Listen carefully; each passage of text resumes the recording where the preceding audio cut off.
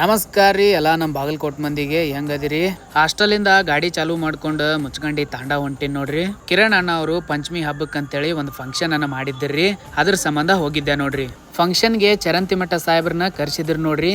ನಾವು ಆನಂದ್ ಅಣ್ಣರು ಎಲ್ಲಾರು ವೇಟ್ ಮಾಡ್ಕೋತ ನಿಂತಿದ್ವಿ ಅವ್ರ ಸಂಬಂಧ. ಅಷ್ಟ್ರಾಗ ಚರಂತಿ ಮಠ ಸಾಹೇಬ್ರು ಕೂಡ ಬಂದ್ರು ನೋಡ್ರಿ.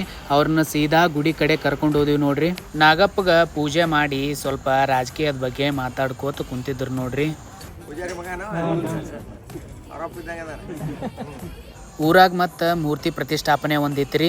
ಡಿಜೆ ಗೀಜೆ ಮಸ್ತ್ ತರಿಸಿದ್ರು ನೋಡ್ರಿ. ಪಂಚಮಿಗ ಸ್ಪೆಷಲ್ ಬಂಡಿ ಸ್ಪರ್ಧೆ ಇಟ್ಟಿದ್ರು ನೋಡ್ರಿ. ಇಲ್ಲಿ ಹೆಬ್ಬಳ್ಳಿ ಅಜ್ಜರ್ ಬಂದು ಬಂಡಿ ಪೂಜೆನ ಮಾಡಿದ್ರು ನೋಡ್ರಿ. ಇವ ನೋಡ್ರಿ ಪ್ರೈಸ್. ಬಂಡಿ ಸ್ಪರ್ಧೆದ ರಿಬ್ಬನ್ ಅದು ಕಟ್ ಮಾಡಿ ರೇಸ್ ಚಾಲು ಮಾಡೇ ಬಿಟ್ರು ನೋಡ್ರಿ.